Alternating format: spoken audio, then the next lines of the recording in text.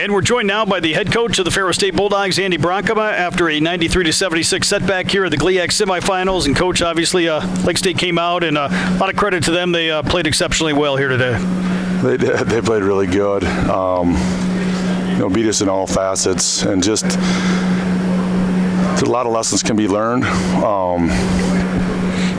Just for everybody on the team. There's always lessons in basketball, but today's lesson is just the team that wants it the most usually has the best chance, and they were quicker to the ball, beat us on the glass, and we missed some assignments, and they capitalized. They made a lot of threes and big shots, and you could see their game plan and see them executing it. And for us, we had some moments where we did. I think we cut it to 7 in the second half, and then just let up a couple big shots, and we call it the moment of the truth, right? And the moment of truth, when you put shot pressure up, or when you're just an inch away, and they make some big finishes instead of us getting it, or guys running by our guys, passing 2 guys to pick up the ball when we were in front of them. Just little plays like that, and they made them today, and that's why they're in the championship.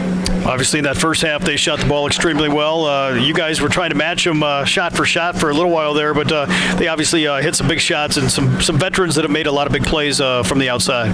Yeah, so it's a credit to them, especially a couple of the plays. One particular, I kicking myself for not reviewing, but tried to call it out and didn't call it out soon enough. And it's something that plugs into our defensive principles, but we got out of principle a little bit too much, and then we got sad about it. And then when it really hit the fan, out of a want to win, we tried too hard to do the hero play, and we got outside of ourselves. And that's disappointing with a veteran team, because that's not what we're trained to do. I probably should have called timeout. There's a lot of things I could have done, but Lake State was really good today, and they have been all year. It was just an opportunity where we wanted to put a little bit more pressure on them than we did. And with a little bit of luck, we'll have another opportunity. Our resume is pretty good, and hopefully the guys can learn from this and play a little bit harder and a little bit more focused. Obviously, here are 2 teams that know each other very well. How does that factor in when these 2 teams have played each other so many times here in recent years? Well, I'm not sure. I mean, it looked like we didn't have any idea who they were, because we were giving their shooters wide open shots, and we weren't able to stay in front of their drivers, and so I question that a little bit. It's like we're playing a brand new team, but I don't want to take anything away from Lake State. They've been on a mission since last year, and they have a wonderful team, and we had an opportunity to compete with them tonight, and we missed out on that opportunity. And happy to be here.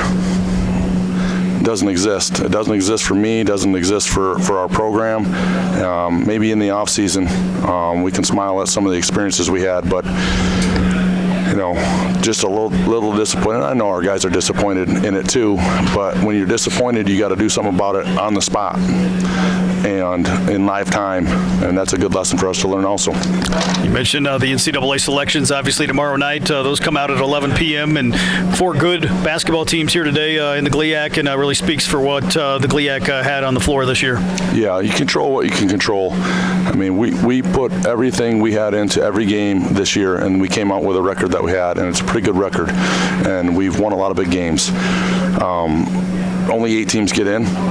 We hope we're one of them. We can reset, compete a little bit harder, stay focused, and have some new life in that tournament. But somebody's not going to get in, whether it's our league or another league that has a really good team too. So it's hard to get into the national tournament and put together a resume that gets you there. We definitely have one. We'll see in the selection show.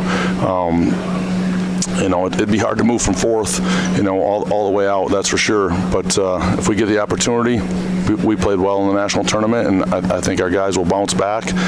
But there's a lot of thoughts and disappointments swirling around right now, so you just got to take a deep breath, evaluate things, and try to coach the cans, because there's some things maybe we don't do that well, but there's some powerful things we do well, and if we can stick to those, we can give anybody in the nation some problems. And if we get another shot, at Coach Hedinka's team, that'd be great, or anybody. Just one more chance to get on the floor with this group. You know, the group of seniors is very accomplished, and their legacy is set in stone no matter what happens from here on out. But I think we got a little left in us. I really think that. And although we didn't have it on the court today, I think there's a little left in us, and I believe that, and that's what I want to see. And you know, moving forward, we'll take our butt whooping, and we'll head home, and we'll learn the lessons from it. And that's why basketball is a beautiful thing, because it teaches you life lessons, how to persevere,